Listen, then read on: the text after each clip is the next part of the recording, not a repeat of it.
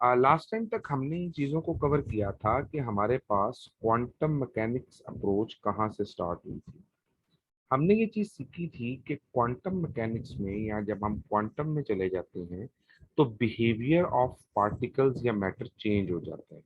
और ये behaviour of matter change क्यों हो जाता है? क्योंकि आपके पास जो क्वांटम में चीजें आ जाती हैं उनके अंदर प्रॉपर्टीज का डिफरेंस आता है। हमने कल एक बात की थी कि आपके पास 1 ग्राम का पत्थर है जिसको आप अपनी आंख से देख सकते हैं।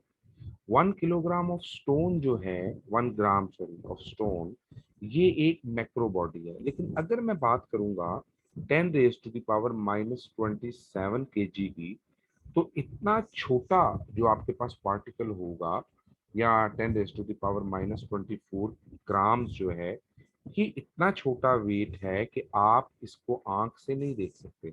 हमने कल ये भी सीखा था कि हम उसको आंख से क्यों नहीं देख सकते। तो जब बहुत छोटा पार्टिकल होगा तो उसकी प्रॉपर्टीज डिफरेंट हो जाएंगी। रदर बोहर ने एज्यूम क्या किया था, मैं यहाँ से कुछ मॉडल सिस्टम्स आप लोगों से डिस्कस करूंगा और फिर मैं आप लोगों की तरफ आगे चलूंगा। सबसे पहले जो एटम के बारे में थ्योरी थी वो आई थी इलेक्ट्रॉन्स की डिस्कवरी के बाद। डिस्कवरी ऑफ इलेक्ट्रॉन्स किस तरह से हुई? In the discovery of electrons, J.J. Thomson was the person who proposed that he know that electrons are present in any atom. अब ये बड़ा इंटरेस्टिंग पॉइंट था। जे थॉमसन का एक्सपेरिमेंट क्या था? जे थॉमसन ने जो एक्सपेरिमेंट किया उसमें जे थॉमसन ने यूं एक डिस्चार्ज ट्यूब थी, आप समझेंगे डिस्चार्ज ट्यूब है। अच्छा, इसको ना मैं एफएससी के स्टूडेंट्स को या जो मैट्रिक लेवल के स्टूडेंट्स होते हैं वही मिसाल आपको दूंगा। ये एक पाइप है और आपको नहीं पता कि इस पाइप के अंदर क्या है। मेरा क्वेश्चन जरा तवज्जो से सुनिएगा। ये एक पाइप है जिसके अंदर आपको नहीं पता कि क्या है। ये ब्लैक कलर पाइप है जिसको आप देख नहीं सकते। और आप इस पाइप की एक साइड से इस पाइप के अंदर कोई बॉल फेंकते हैं। जैसे मैं ये एक बॉल इसके अंदर कहता हूँ कि जी बॉल इसके अंदर मैंने फेंक दिया। मैंने इसके अंदर एक बॉल फेंका और इसकी दूसरी साइड से दो बॉल्स निकल आए। इसका क्या मतलब होगा? एनी वन ऑफ यू जो बता सकते। मैं एक साइड से एक बॉल बॉल एंटर कर रहा हूँ जी, इंटीग्रेट हो गई है, क्या होगा? बॉल डिवाइड हो गया दो में। अगर बॉल दो में डिवाइड हुई हो तो बहना ये छोटे छोटे नहीं हो जाएंगे ऐसे ऐसे? और अगर एक बॉल को डिवाइड किया जाए तो वो तो ऐसे कट जाएगा। वो तो ऐसा आना चाहिए। सेमी सर्कल में आ जाएगी जी सर। तो ये तो पूरे सर्कल में आ रहे हैं।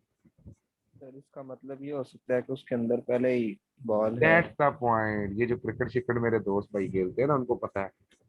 वो किसी नाली में बॉल चला जाए तो वो उसको डंडा शंडा मार के निकाल रहे होते हैं। तो इसमें अगर पहले से यस। बॉल था तो ही इसमें से एक और बॉल निकलेगा। यही काम जे थॉमसन ने किया था जब उसने इलेक्ट्रॉन्स को डिस्कवर किए थे। उसने एक डिस्चार्ज ट्यूब के अंदर गैस रखी। फर्ज कर लें ये वो डिस्चार्ज ट्यूब थी जिसमें उसने गैस रखी। और उसके बाद उसने उस गैस यानी उसके एटम्स के ऊपर इलेक्ट्रॉन्स को स्ट्राइक करवाया। जब उसने इस गैस के ऊपर नेगेटिव प्लेट से इलेक्ट्रॉन्स को स्ट्राइक करवाया तो दूसरे एंड पे इलेक्ट्रॉन्स निकलना शुरू हो गए। तो उसने एज्यूम किया कि इसके अंदर पहले से इलेक्ट्रॉन्स थे जो इसको टकराने के बाद निकल रहे थे। बात फॉलो किया आपने? Yes sir. अच्छा, आप लोग ये भी जानते हैं जिन्होंने केमिस्ट्री पढ़ी हुई है कि जब इलेक्ट्रॉन डिस्कवर हुए थे, एक एटम है कोई भी ए, और मैं उसके ऊपर इलेक्ट्रॉन को स्ट्राइक करूँ, ये एटम बन जाएगा ए पॉजिटिव और इसके अंदर से दो इलेक्ट्रॉन्स निकल आएंगे। द पॉइंट इज कि अगर ये ए पॉजिटिव बन गया फिर आप मुझे बताएं। अच्छा, काइंडली जिनके बैकग्राउंड में नॉइज है वो प्लीज अपने आप को म्यूट कर लें ताकि जो बाकी स्टूडेंट्स हैं वो डिस्टर्ब ना हो। तो हम्बल एक रिक्वेस्ट है। अच्छा, एक इलेक्ट्रॉन टकराया, दो इलेक्ट्रॉन निकल गए, हमने अज्यूम क्या किया, हमने कहा अच्छा ए पॉजिटिव बन गया, इसका मतलब ये है एक पॉजिटिव चार्ज क्या पॉजिटिव चार्ज की तरफ अट्रैक्ट होता है? नो। नो। वो तो ऑपोजिट जाएगा। उसी डिस्चार्ज यस। ट्यूब जिसमें आपको इलेक्ट्रॉन्स मिले थे, उसी डिस्चार्ज ट्यूब में से आपको प्रोटॉन्स यानी पॉजिटिव चार्जेस भी मिले। अच्छा, उसने गैस चेंज करता गया, पॉजिटिव चार्ज की नेचर चेंज होती गई। आज आप जानते हैं कि पॉजिटिव चार्ज की नेचर क्यों चेंज थी, क्योंकि जिस तरह का एटम होगा उस तरह का पॉजिटिव चार्ज बनेगा। इलेक्ट्रॉन तो अकेले अकेले निकल रहे हैं, लेकिन प्रोटॉन अकेले अकेले नहीं निकल रहे, वो न्यूक्लियस में बाउंड है और वो फ्रीली मूव नहीं कर सकते। खैर, दैट्स अनदर स्टोरी। सो जो जे जे थॉमसन था, इसने एक मॉडल प्रपोज किया एटम के हवाले से। अब जे जे थॉमसन का मॉडल क्या था? जे जे थॉमसन का मॉडल था ये वाला। उसने कहा एक एटम जैसे सूरज है ना, ऐसे है। इस मॉडल को प्लम पुडिंग मॉडल कहा जाता है। Plum pudding. और प्लम पुडिंग मॉडल के अंदर हम क्या चीज देखेंगे? प्लम पुडिंग मॉडल के अंदर ये होगा, जो न्यूक्लियस यानी प्रोटॉन्स और इलेक्ट्रॉन्स किसी एटम में मौजूद हैं, वो सेपरेटली मौजूद नहीं होंगे, बल्कि वो इस तरह मौजूद होंगे। एक पॉजिटिव चार्ज होगा, एक नेगेटिव चार्ज होगा, एक पॉजिटिव चार्ज होगा, एक नेगेटिव चार्ज होगा, एक पॉजिटिव चार्ज होगा, एक नेगेटिव चार्ज होगा। तो यूं पॉजिटिव और negative charges through out the atom spread हुए होंगे। नेगेटिव होगा, इसी तरह पॉजिटिव होगा। आपने कभी तरबूज खाया हो तो आपने देखा होगा कि तरबूज के अंदर पॉजिटिव सॉरी पॉजिटिव नेगेटिव कह रहा हूँ, उसमें कौन सी कुछ तारे हैं। यानी आपने नोटिस किया होगा कि तरबूज के अंदर आपको बीज नजर आते हैं छोटे छोटे। तो जो तरबूज है यस आपके सर। पास, उसकी जैसे तरबूज का मॉडल है, जैसे आप कोई चॉकलेट चिप्स का बिस्किट खाते हैं, तो ऐसे इलेक्ट्रॉन्स प्रोटॉन्स पूरे एटम में स्प्रेड हुए हैं। ये बेटा सबसे सर पहली पुडिंग चीज। का मतलब वैसे भी तो खिचड़ी होता है ना जी इस जी जी जी तरह। जी, बिल्कुल बिल्कुल। मेरी एक स्टूडेंट थी आपकी तरह की, मुझे कहती है सर आपके लिए मैंने चाइनीज खिचड़ी बना के लानी है, चाइनीज पुलाव। मैं बड़ा खुश हुआ, वो आई तो खिचड़ी थी। तो यहाँ पर जो बात है प्लम पुडिंग मॉडल की, इसमें हम लोग देखते हैं कि पॉजिटिव और नेगेटिव चार्जेस जो हैं वो स्प्रेड हुए हुए हैं पूरे के पूरे। तो ये आपके पास प्लम पुडिंग मॉडल है। पुडिंग जैसे खिचड़ी को कह रहे हैं आप, मिक्सचर को कह रहे हैं जिसमें चार्जेस पॉजिटिव नेगेटिव जो है वो सारे के सारे उसमें मौजूद होते हैं और सेपरेट हुए होते हैं। ये यही चीज जो थी ये रदरफोर्ड के दिमाग में मौजूद, सॉरी रदरफोर्ड कह रहा हूँ, रदरफोर्ड के दौर में यही मॉडल जो था वो प्रपोज हुआ था जे जे थॉमसन का। अब जे जे थॉमसन ने ये मॉडल प्रपोज किया। इस मॉडल तक किसी को कोई प्रॉब्लम है तो प्लीज पूछ लें। नहीं सर। अच्छा, नो सर। अब यहाँ पर एक छोटी सी जो बड़ी इंटरेस्टिंग फैक्टर है वो क्या है? यही प्लम पुडिंग मॉडल जो था, इसको रदरफोर्ड के स्टूडेंट्स के जेन में यही मॉडल था। और रदरफोर्ड के स्टूडेंट्स ने एक शरारत की थी। आप अगर रदरफोर्ड की वो किताब पढ़ेंगे तो उसमें उसने लिखा हुआ है रदरफोर्ड ने, मैं आपको उसके वर्ड्स अभी सुनाऊंगा। तो रदरफोर्ड ने के स्टूडेंट्स थे और उन्होंने क्या किया, उन्होंने, आपने कभी सोने के वर्क का नाम सुना? जैसे चांदी के वर्क खीर के ऊपर लगे होते हैं, शादियों में जाएं तो आपने नोटिस किया होगा वो जी। खीर के ऊपर चांदी के वर्क लगाए होते हैं, ऐसे गोल्ड फॉइल्स होती हैं। और गोल्ड फॉइल्स कितनी स्मॉल होती हैं? 0.000004 माइक्रोमीटर जितनी स्मॉल। ये बहुत बारीक सा रेडियस है। आप कभी किसी चांदी के वर्क को ऐसे हाथ लगाएं तो वो फट जाता है, बहुत ज्यादा स्मॉल। अब ये इतना स्मॉल सर वो है। हाथ में मिक्स हो एग्जैक्टली exactly. जाता है। तो रदरफोर्ड के स्टूडेंट्स ने कहा कि हम गोल्ड फॉइल को ना तोड़ते हैं, यानी हम उसके ऊपर ना अल्फा पार्टिकल्स स्ट्राइक करवाते हैं। अब ये अल्फा पार्टिकल्स क्या है? सबसे पहले अल्फा पार्टिकल्स समझो। आपके पास alpha particles high energy particles होते हैं। हीलियम के एटम में 2 प्रोटॉन है और 2 इलेक्ट्रॉन है। अगर हीलियम के अंदर से दोनों इलेक्ट्रॉन निकाल दूं तो ये He2+ हो जाता है। इसको कहते हैं अल्फा पार्टिकल। इनकी पेनिट्रेटिंग पावर भी बहुत ज्यादा होती है, ये बहुत ज्यादा जोर से स्ट्राइक करते हैं। और अल्फा पार्टिकल्स वो चीजें हैं जो कंपाउंड्स में जो मौजूद होती है। रेडियो एक्टिव एलिमेंट, जैसे आपके पास रेडियो एक्टिव एलिमेंट में एक जिक्र आता है पोलोनियम का। जो पोलोनियम के एटम्स हैं वो ऑटोमेटिकली अपने अंदर से हीलियम न्यूक्लियस यानी अल्फा पार्टिकल्स को रिलीज करते हैं। ये आपने याद रखना है। इसके अलावा प्लूटोनियम है और पार्टिकल्स भी हैं जिनके न्यूक्लियस में number of protons greater than 72 होते हैं। वो सॉरी 92 होते हैं, वो रेडियो एक्टिव हो सकते हैं। उसमें आपके पास मुख्तलिफ किस्म के एलिमेंट्स हैं। Will not go in the detail of these radio active particles, लेकिन उसमें नंबर ऑफ प्रोटॉन्स का रोल होता है, आगे जाके हम कहीं पढ़ेंगे। तो अल्फा पार्टिकल्स हैं हीलियम पार्टिकल्स। अब उनकी शरारत क्या थी? उन्होंने सोचा कि हम ये अल्फा पार्टिकल स्ट्राइक करवाएंगे किसके ऊपर? गोल्ड फॉयल के ऊपर। अब ये देखें, ये स्ट्रक्चर है जी गोल्ड फॉयल का।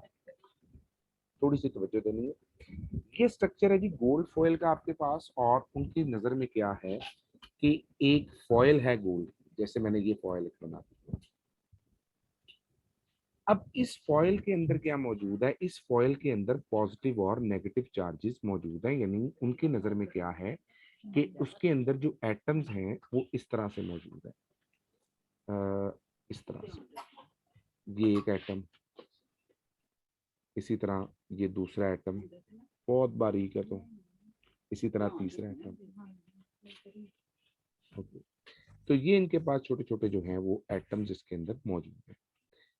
अब इन एटम्स के ऊपर जब अल्फा पार्टिकल स्ट्राइक करेंगे, एक हैवी न्यूक्लियस इनके ऊपर जब स्ट्राइक करेगा, तो उनके जहन में ये था कि ये गोल्ड फॉयल फट जाएगी। जैसे पाकिस्तानी बच्चे होते हैं, वो जूस पिया, डब्बा सड़क पे फेंका, पटाखा बजेगा, तो इस तरह उन्होंने भी सोचा होगा कि पटाखा शिटाखा बजेगा। हो सकता है कोई शरारती काके हों, तो उन्होंने हीलियम पार्टिकल्स इनके ऊपर स्ट्राइक करवाए। एजम्पशन क्या थी उनकी कि प्रोटॉन्स और इलेक्ट्रॉन, देखो ये प्लम पुडिंग मॉडल देखो ऐसे मौजूद है। तो प्लम पुडिंग मॉडल में जब high energy beam of electrons alpha particles टकराएंगे हैवीली, तो ये एटम को ब्रेक डाउन करते हुए इसके अंदर से पार गुजर जाएंगे। रदरफोर्ड कहता था कि जो अल्फा पार्टिकल्स की स्ट्राइक करवाया था एटम्स के ऊपर, ये बिल्कुल ऐसे ही था कि आप एक बास्केटबॉल को किसी टिश्यू पेपर के ऊपर फेंक रहे हैं। ये बात समझ आ रही है आप लोगों को? जी सर। अच्छा जी। अब हुआ क्या? जब उन्होंने ये करवाया तो इसके इर्द गिर्द एक मशीन लगाई गई, और मशीन थी कुछ इस तरह की। मैं फर्ज कर लेता हूँ, मैं लेट कर लेता हूँ कि इस तरह की एक मशीन है जो सोर्स है अल्फा पार्टिकल्स का। अब इस तरह की मशीन में से ये पार्टिकल्स निकल रहे हैं, निकल रहे हैं, निकल रहे हैं, और वो स्ट्राइक कर रहे हैं जाके इसके ऊपर, जो भी आपका फॉयल क्या? गोल्ड फॉइल है। अल्फा पार्टिकल्स यहाँ से निकल निकल के सीधे सीधे इस तक कर रहे हैं। मैं यूं बना देता हूँ। अब जब ये इसके ऊपर टकराते रहेंगे यूं, आप ऑब्जर्व कर रहे हैं कि वो जाके उनके साथ टकरा रहे हैं। हुआ क्या कि मशीन यहां से स्पार्क करना शुरू हो गई। इधर से भी मशीन स्पार्क करना शुरू हो गई ऐसे, इसी तरह यहाँ से भी मशीन स्पार्क करना शुरू हो गई, और मशीन यहाँ से भी स्पार्क कर रही है। यानी ऐसे जैसे टक टक की कोई आवाजें आ रही हैं। वो परेशान हो गए, उन्होंने कहा लो जी, काम खराब हो गया, मशीन हो गया खराब। अब यहाँ पर अगर कोई पाकिस्तानी उस्ताद होते हैं, पहले वो यूनिवर्सिटी से, कॉलेज से निकाले जाते, फिर उनके माँ बाप को बुला के उनकी 7 नस्लों को जलील किया जाता, फिर उसके बाद उसके खानदान को जलील किया जाता, फिर उसके आने वाले अजीज़ो अकारिब, मोमिनीन मोमिनात, मुस्लिमीन मुस्लिमात और रूए ज़मीन में जहाँ जहाँ तक उसके रिश्तेदार मौजूद थे, उनमें उनको just just for a minute, 1 minute, I was just kidding. 1 minute wait कीजिएगा जरा बेटी को।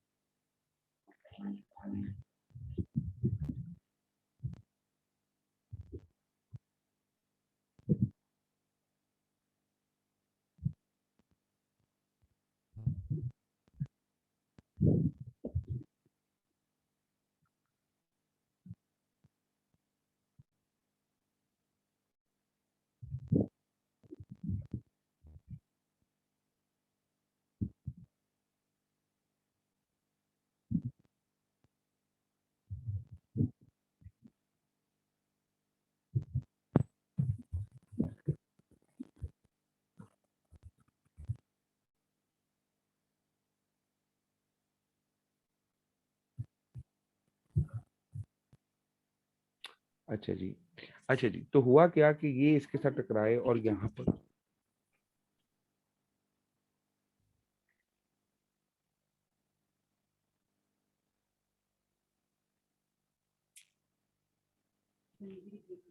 अच्छा जी, तो ये आपके पास जो पार्टिकल्स थे, अल्फा पार्टिकल्स, वो यहाँ पे टकरा रहे हैं। अब जब ये अल्फा पार्टिकल्स यहाँ पर टकरा रहे हैं तो उन हैवी पार्टिकल्स की वजह से ये स्ट्राइकिंग क्यों हो रही है, इसको रदरफोर्ड ने इस तरह से कवर किया कि रदरफोर्ड ने इस पूरे अपरेटस के साथ, जब उसको ये बात पता चली, तो उसने इसको स्प्रेड किया। ये देखिएगा, ये थी डिटेक्टर प्लेट्स, सॉरी मैं इसको ब्लैक से बनाता हूँ। यूं उसने ब्लैक कलर की ये लगाई डिटेक्टर प्लेट्स, यहाँ पे रखी उसने गोल्ड फॉयल इस जगह पे, यहाँ पे रखा उसने अल्फा पार्टिकल्स का सोर्स, ये जो सोर्स है जहाँ से अल्फा पार्टिकल्स आ रहे हैं। और अब रदरफोर्ड के जहन में भी वही मॉडल है जो इसके अंदर है कि यहाँ से अल्फा पार्टिकल्स आ रहे हैं और वो जाके इनके साथ स्ट्राइक कर रहे हैं। अब जब अल्फा पार्टिकल स्ट्राइक कर रहे हैं तो स्ट्राइक करते करते करते क्या होगा कि यहां से वो पार्टिकल कोई यहां टकरा रहा है, कोई यहां टकरा रहा है, मोस्टली पार्टिकल्स गुजर भी गए ऐसे, कुछ थे जो 180 के एंगल पे वापस आए, जहां से स्टार्ट हो रहे हैं वहां पर वापस आए। Now that was very shocking, ये बड़ा शॉकिंग था उसके लिए कि ऐसा क्यों हो रहा है, ये डिफरेंट एंगल्स पे डाइवर्ज हो रहे हैं और ये इस तरह से मूवमेंट कर रहे हैं। तो ये सारी चीजें जो थी ये रदरफोर्ड के लिए बड़ी शॉकिंग थी। फिर जब उसने इस स्ट्रक्चर को एनालाइज किया डिटेल में तो उसको आइडिया हुआ कि न्यूक्लियर, एक आपके पास जो एटम है वो हमने कंसीडर किया हुआ था ऐसे पैक्ड कवर्ड, एक एटम ऐसे नहीं है, बल्कि एक एटम कैसे है कि आपके पास अगर उसमें से मोस्टली पार्टिकल्स पास कर रहे हैं, इसका मतलब क्या है कि उसकी ज्यादातर स्पेस एम्प्टी है। और वो कहाँ से डिफ्लेक्ट कर रहे हैं, वो डिफ्लेक्ट कर रहे हैं किसी ऐसी पोजीशन से जो सेंटर में मौजूद है, ये उसकी एजम्पशन थी। और आप जानते हैं आज के मॉडर्न दौर में कि आपके पास सेंटर में क्या चीज मौजूद होती है जी, न्यूक्लियस। ये इससे टकराया और टकराने के बाद उसी तरह से ये वाला 180 डिग्री के एंगल पे डाइवर्ट हुआ, ये 180 के एंगल पे वापस गया। तो इस तरह की चीजें जब रदरफोर्ड के सामने आई तो उसने कहा कि मशीन में कोई मैकेनिकल फॉल्ट नहीं था, बल्कि इलेक्ट्रॉन्स जब टकरा रहे थे तो उनका पैटर्न चेंज हो रहा है क्योंकि सेंटर में कोई डेंस चीज मौजूद है। इसलिए रदरफोर्ड ने इस मॉडल को रदरफोर्ड एटॉमिक मॉडल के नाम से आप लोग जानते हैं। और ये रदरफोर्ड एटॉमिक मॉडल जो है ये आज भी आपको केमिस्ट्री में पढ़ाया जाता है जब स्ट्रक्चर ऑफ एटम की बात होती है। जस्ट फॉर मिनट, ये जी ये अच्छा, अब इस मॉडल के बाद रदरफोर्ड के मुताबिक, मैं इसकी डिटेल में नहीं जाऊंगा, जस्ट याद रखें कि रदरफोर्ड ने कहा था सेंटर में न्यूक्लियस मौजूद है, इलेक्ट्रॉन उसके इर्द गिर्द मौजूद है। रदरफोर्ड के दौर में ये चीज समझी जाती थी कि आपके पास कोई भी एनर्जी है, इलेक्ट्रॉन को एनर्जी कहा गया था, इलेक्ट्रॉन्स को उस दौर में एनर्जी का नाम दिया गया था कि ये पार्टिकल जो हैं ये एनर्जी की तरह के, इनका मैस नहीं है, ये एनर्जी है। और एनर्जी हमेशा कॉन्टिन्यूअस फॉर्म में मूव करेगी। कॉन्टिन्यूअस का मतलब क्या है, इस तरह से। ये मॉडल था जो रदरफोर्ड ने दिया था, क्योंकि उस दौर में क्वांटम का कॉन्सेप्ट नहीं था, क्वांटाइज्ड कॉन्सेप्ट नहीं था। मैं अभी आपको ये कॉन्सेप्ट भी समझाता हूँ कि ये कॉन्टिन्यूअस एनर्जी का कॉन्सेप्ट क्या है।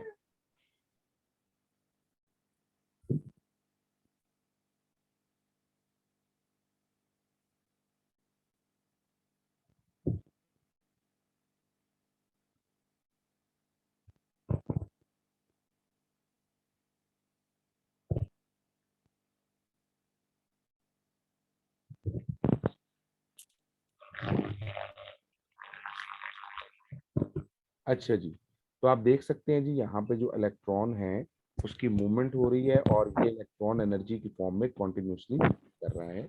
ये मॉडल था रदरफोर्ड का। अब रदरफोर्ड मॉडल जो था उसमें ये कॉन्टिन्यूस एनर्जी का लॉस हो रहा था, और इसके मॉडल की रिजेक्शन की वजह क्या है? किसी को पता है रदरफोर्ड के मॉडल को रिजेक्ट क्यों किया गया था? सर उसमें दो डिफेक्ट्स थे। क्या? एक तो वो स्पेक्ट्रम का था व्हाट डू यू कि मीन बाय सर? कॉन्टिन्यूस। अच्छा, कॉन्टिन्यूस सर स्पेक्ट्रम क्या होता है? सर जिसमें लाइंस नहीं बनती, जो अल्लाह, लाइट। नहीं, इसका कोई मजेदार किस्म का हल बताएं जो पता लगे कि नहीं। तो इसका कोई हल ऐसा बताएं ना जो पता चले कि भाई वाकई ही ये कॉन्टिन्यूस है या वाकई ये ऐसे है। कॉन्टिन्यूस का मतलब क्या है? सर जिसमें डिफरेंशिएशन नहीं हुई। अनस्टॉपेबल। अनस्टॉप। अनस्टॉप, अनस्टॉप्ड का नॉन मतलब क्या नॉन है? Non stop. ये मतलब क्या? सर लॉस हो रहा है, कंटिन्यूसली लॉस हो रहा है एनर्जी का। इसमें ना एक बड़ी इंटरेस्टिंग चीज मैं आपको बताता हूँ। आइंस्टाइन ने जब वो पढ़ता था तो उसने एक क्वेश्चन किया अपने टीचर से। इस क्वेश्चन का आंसर आपको यहाँ मिलेगा, और मेरा भी आपसे एक क्वेश्चन है। आइंस्टाइन का क्वेश्चन ये था, एक गाड़ी रुकी हुई है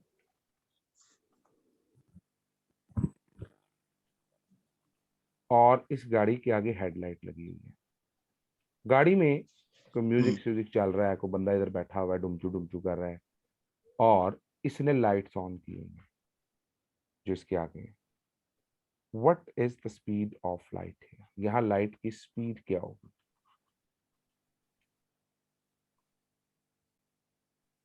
सर उतनी ही होगी 3 मल्टीप्लाई 10⁻⁸ मीटर पर शाबाश। सेकंड। 3 × 10⁻⁸ मीटर्स पर सेकेंड। सेकंड। अच्छा, फर्ज करें, सपोज करें कि यही गाड़ी है, लेकिन अब ये गाड़ी जो है इसकी लाइट जल रही है और गाड़ी चल रही है, गाड़ी मूव कर रही है, जैसे आप ये मूवमेंट देख रहे हैं। तो आप बताएं, अगर ये गाड़ी चल रही हो तो इसकी स्पीड क्या होगी लाइट की? सर उतनी ही होगी, मीडियम तो चेंज नहीं हुआ, एयर में ही तो है, मतलब ये तो नहीं है वाटर में होगी तो थोड़ी स्पीड चेंज हो जाएगी उसकी। अच्छा, मुझे ये बताएं, आपके हाथ में एक डंडा है, ये आप है, मतलब कोई भी बंदा है, जी सर। और उसके हाथ में एक, उसने एक डंडा पकड़ा हुआ है अपने हाथ में, वो किसी को इस डंडे से हिट करता है, किसी दूसरे आदमी को। सर ये गाड़ी की स्पीड भी एड अप हो जाएगी आई थिंक। बिल्कुल। अब ये डंडा जब इसको मारेगा, ये बंदा भी रुका हुआ है, ये भी रुका हुआ है, ये डंडा इसको मारता है, इस डंडे की स्पीड है 10 मीटर्स पर सेकेंड की। सपोज ये बंदा आ रहा है बाइक पे, बाइक की स्पीड है 100 मीटर्स पर सेकंड सपोज, और ये फिर उस खड़े हुए बंदे को बाइक से आते हुए डंडा मारता है 10 मीटर पर सेकंड से, तो क्या दोनों पे फोर्स एक जितनी लगेगी? नहीं नो सर, ये वो ज्यादा जोर से हिट होगा। बाइक जी सर, वाली उसको सर तो ज्यादा बजेगी। उड़ा के रखते हैं। अच्छा, इसका मतलब क्या है? इसका मतलब ये हो गया कि अगर गाड़ी रुकी हुई है तो उसकी स्पीड तो ये होगी, लेकिन अगर गाड़ी चल रही है, अगर वो गाड़ी जो है वो चल रही है,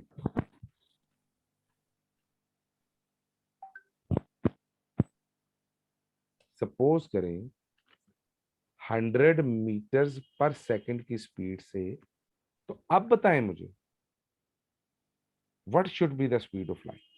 10 raise to the power 2 meters पर सेकंड की स्पीड से मूव कर रही है, ये 30 होता है। गाड़ी मूव कर रही है, तो स्पीड ऑफ लाइट क्या होगी जी? बताएं। सर एड अप इसको हो तो उसके साथ मल्टीप्लाई करते हैं। अच्छा, आप उसकी बेसिस से मैं पावर्स ऐड कर देंगे, 10 रेज टू द पावर 10 होगी, ठीक है। 10 कर दें जी सर। अच्छा जी, आपने इसको कर दिया मिक्स। यही आंसर जो था, ये आंसर दिया आइंस्टाइन के टीचर ने। मैक्सवेल 1880 में एक बात को प्रूफ करके आया था कि स्पीड ऑफ लाइट फिक्स होती है, स्पीड ऑफ लाइट चेंज नहीं होती। इसका मतलब मैक्सवेल की थ्योरी गलत हो गई। यस भाई सर। स्पीड ऑफ लाइट तो चेंज हो सकती है। अच्छा, जब जी सर। उसने ये क्वेश्चन किया तो फिर आइंस्टाइन ने अपने टीचर से एक और क्वेश्चन किया, जो मैं आपसे करने लगा हूं। आइंस्टाइन कहता है एक क्रिकेट मैच हो रहा है, एक 3 विकेटें ये हैं और स्टैम्प्स ये हैं। जो लड़के लड़कियां, लड़के तो मोस्टली जानते होते हैं क्रिकेट को। तो लो जी, ये आपके पास कोई, ये यहाँ पर बैट्समैन खड़ा है, यहाँ से कोई बॉलर आ रहा है, ये जी मेरे बैट्समैन खड़ा है, बड़ा कमजोर बैट्समैन है, और यहाँ से जी शुएब अख्तर साहब आ रहे हैं, ये बैट है। फर्ज करें कि यहाँ पर एक बॉलर जो है वो बॉल करवाने आता है, और बॉल उसने हाथ में यहाँ उठाई हुई है, जिसको वो भी फेंकेगा इस बैट्समैन की तरफ, और बॉल आएगी इसके बैट में। ठीक हो गया? बात समझ आ रही है ये वाली? थोड़ी यस सी सर। जरा इंटरेस्टिंग है। अब ये बॉल इसके हाथ में है, यहां पर खड़े हैं आप, यू आर एन ऑब्जर्वर, आप एक तमाशाई हैं जो मैच देख रहे हैं। अब आप ये बॉल देख कैसे रहे हैं? लाइट जो है वो सबसे पहले आके इस बॉल के साथ टकरा रही है, और बॉल के साथ टकराने के बाद आपकी आंख में आ रही है। और स्पीड ऑफ लाइट क्या होती है? ये पढ़ते हैं ना 3 स्पीड ऑफ मल्टीप्लाई लाइट। 10। जी सर। अब बॉल से टकराई, आपकी आंख में आई, इसका मतलब बॉल यहां होगा, तो ये स्पीड ऑफ लाइट से आपको नजर आएगा ना, क्योंकि स्पीड ऑफ लाइट तो कांस्टेंट है ना। अच्छा, फर्ज करें, लेट करें इस बॉलर ने स्पीड ऑफ लाइट से तेज बॉल फेंका। आपकी नजर में स्पीड ऑफ लाइट है 3 × 10⁻⁸ मीटर पर सेकंड, जबकि ये बॉलर जो बॉल फेंक रहा है, फर्ज कर ले ये 3 × 10⁻10 मीटर पर सेकंड की रफ्तार से फेंकता है। जब ये इस रफ्तार से बॉल को फेंकेगा, आप तक तो वो इसी स्पीड से आ रही है, लेकिन बैट्समैन तक क्या वो स्पीड से जा रही है? ज्यादा स्पीड में जा रही होगी ना बैट्समैन तक, अगर उसकी स्पीड ये होगी तो। इसका मतलब क्या हुआ? बात सुने, आपको बॉल कहां नजर आ रही है? बैट्समैन के हाथ में। और बॉल की स्पीड अगर स्पीड ऑफ लाइट से ज्यादा है, बॉलर के हाथ में सर। बॉलर के हाथ में, सॉरी, आपको बॉलर के हाथ में बॉल नजर आ रही है जब आप स्पीड ऑफ लाइट से देख रहे हैं, जबकि बॉल पहुंच चुकी है इसके पास, क्योंकि इसकी स्पीड है 3 × 10⁻10 मीटर पर सेकंड। तो क्या ऐसा मुमकिन है कि आपको बॉलर के हाथ में भी बॉल नजर आ रही हो और बैट्समैन के पास भी बॉल पहुंचे? No sir. ये दूसरा क्वेश्चन था जो आइंस्टाइन ने पूछा। इस पे उसके उस्ताद ने एक बड़ा, एक जिसे कहते हैं, मतलब मैं इसके बाद मान गया कि उसके उस्ताद वाकई उस्ताद थे और जेन्युइन उस्ताद थे वो। उसके टीचर ने उसको एक बड़ा प्यारा आंसर दिया इस क्वेश्चन पे, और आपको पता है वो आंसर क्या था? Get out.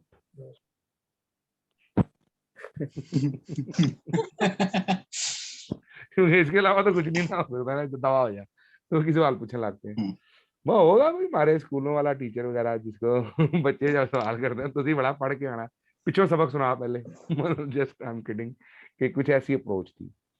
अब ये अच्छा सर, वो इसका जी जी, सॉरी, वो सॉरी सर, कट किया आपकी नहीं बात सर। नहीं, वो जो है ना, वो जो है ना, मतलब एक इसको जब इसका थीसिस, इसने थीसिस लिखा था ना, तो अपनी थ्योरी ये पेश की थी, तो अपने टीचर को जाके दिखाई थी, तो यूनिवर्सिटी वालों ने कहा था कि भाई ये जो है ना आपकी जो है ना वो रियलिटी बेस्ड थ्योरी नहीं है, ठीक है नहीं ना, नहीं, वो एक ना ना ना ना, वो फिक्टिशियस। हाँ हाँ हाँ, वो आइंस्टाइन नहीं था, वो थी डी ब्रॉगले हाइपोथेसिस था, जिसको रिजेक्ट किया गया था। यूनिवर्सिटी ऑफ कैम्ब्रिज थी शायद, कि कौन सी थी जिन्होंने रिजेक्ट किया था एक डी ब्रॉगली के हाइपोथेसिस को, जिसमें उसने ड्यूल नेचर ऑफ मैटर की बात की थी। आइंस्टाइन जो था ना, उसने उसका थीसिस पढ़ा था और फिर आइंस्टाइन ने कहा था कि इसका थीसिस 100% जेन्युइन है थ्योरेटिकल फिजिक्स में।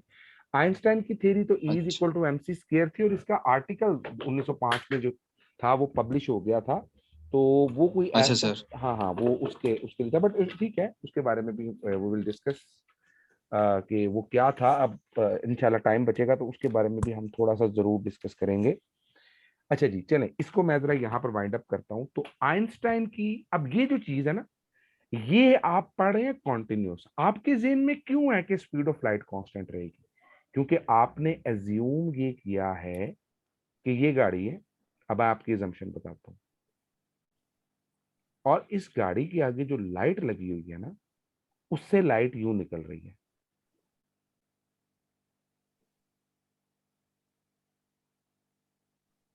इसका मतलब अगर गाड़ी चल रही है तो लाइट भी इसके साथ चल रही है।